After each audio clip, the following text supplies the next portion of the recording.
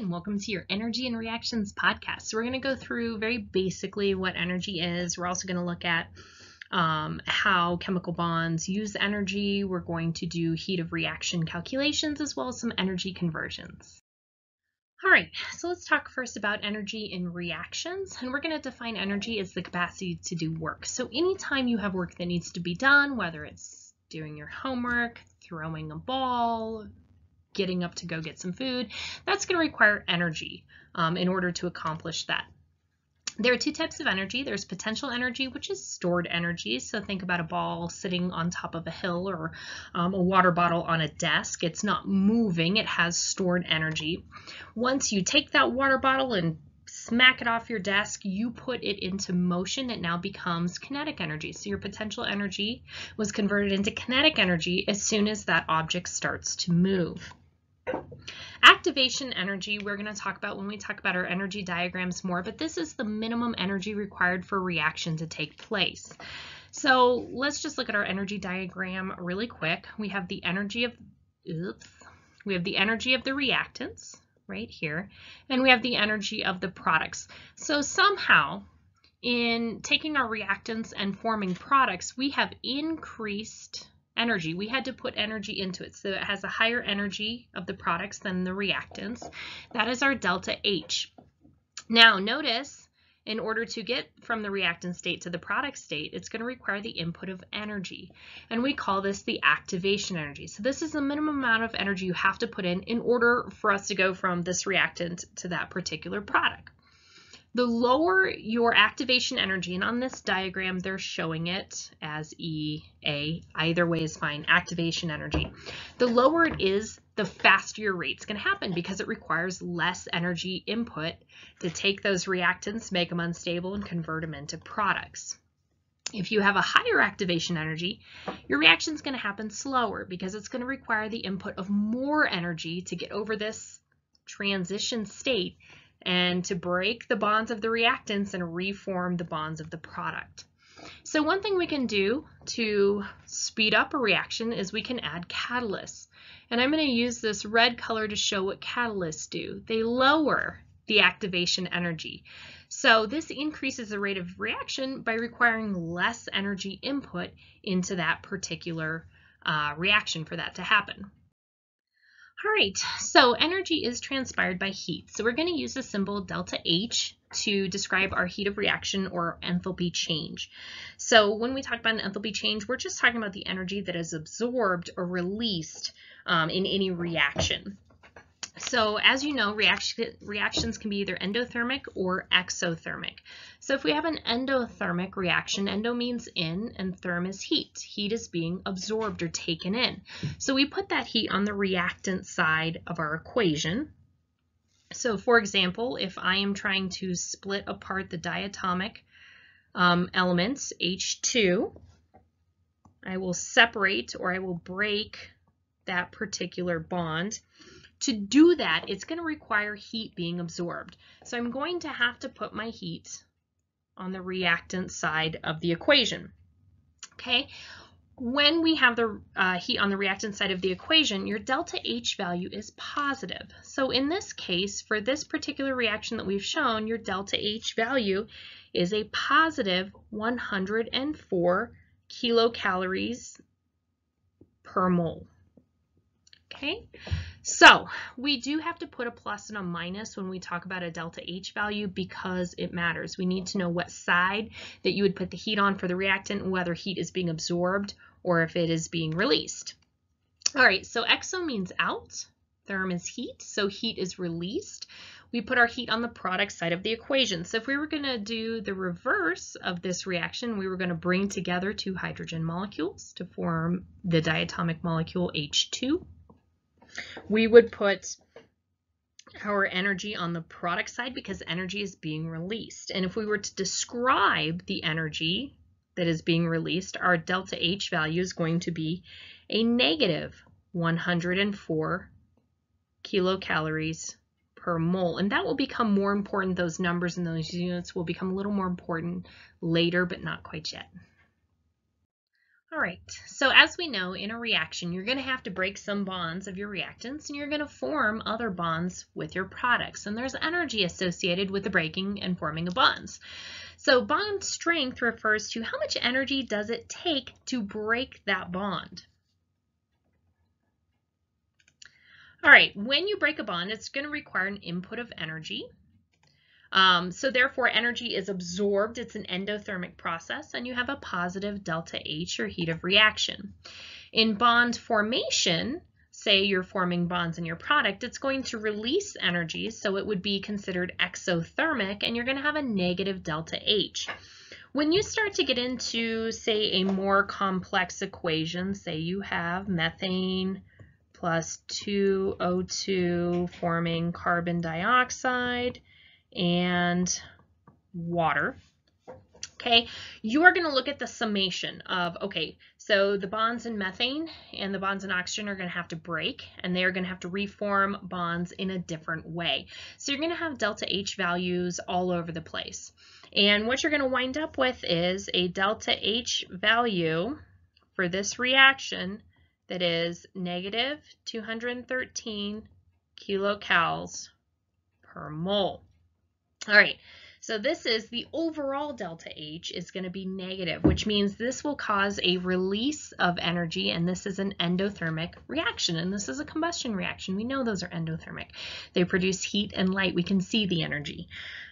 So what this is essentially saying is there is more energy released in forming the bonds than is needed to break the bonds. So the bonds formed in these products are stronger than the bonds broken in these reactants.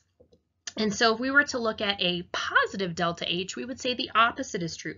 There's more energy that's needed to break the bonds than is released in forming the bonds. So the reactants have stronger bonds than are formed in the products. And so you wind up with an overall delta H that's positive.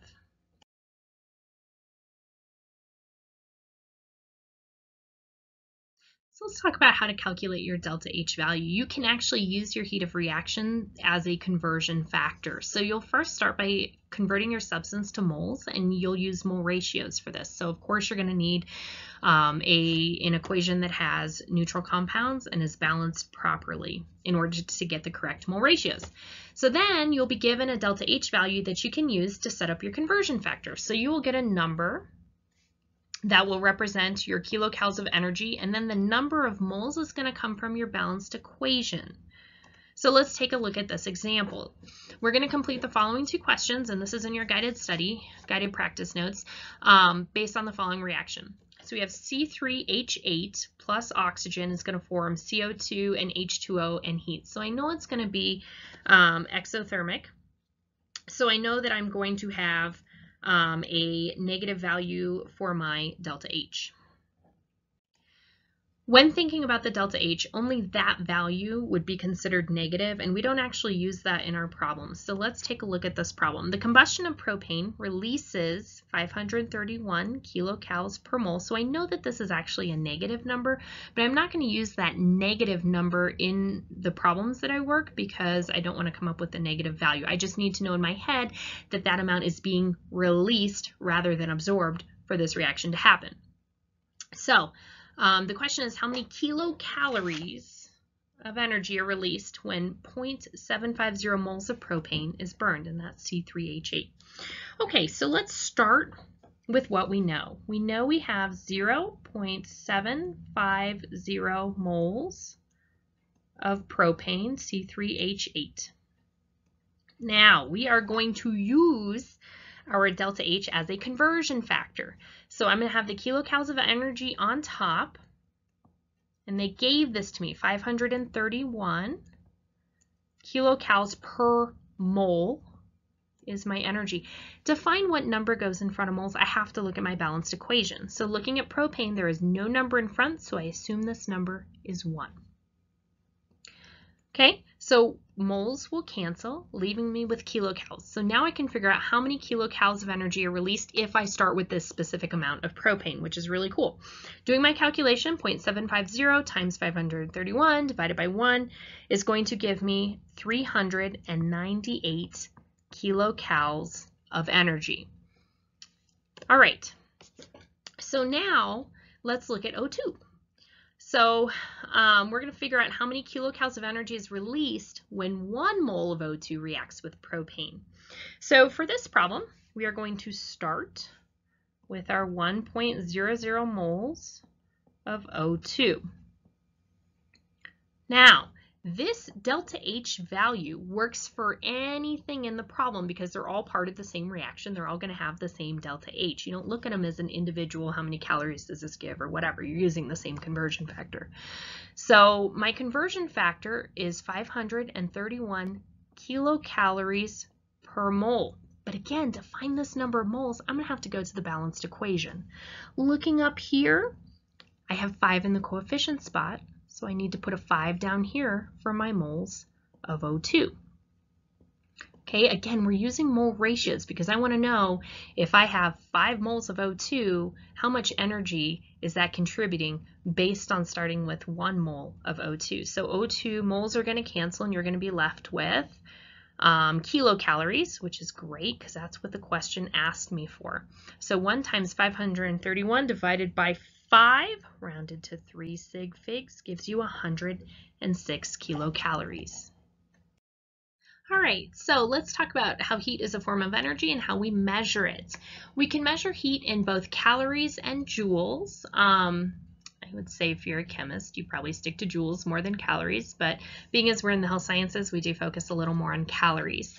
So a calorie is the amount of heat needed to raise the temperature of 1 gram of water by 1 degree Celsius. So a kilocalorie, and we're using the metric system with this again, is 1,000 calories.